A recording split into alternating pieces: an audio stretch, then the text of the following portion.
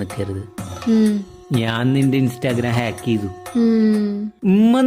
മണ്ടി നിന്റെ ഇൻസ്റ്റാഗ്രാമിന്റെ പാസ്വേഡ് ഇപ്പൊ എന്റെലാന്ന്. എന്നാ അതൊന്ന് അയച്ചിട് ചേട്ടാ. അയക്കാനാ?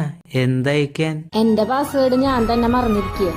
എടി നീ കരുതുന്ന പോലെ ഒരു ആപ്പൂപ്പയല്ല ഞാൻ നിന്റെ ബാങ്ക് അക്കൗണ്ട് വരെ ഹാക്ക് ചെയ്യൂടി. 4-5 EMI പെൻഡിങ്ങിൽ ഉണ്ട്.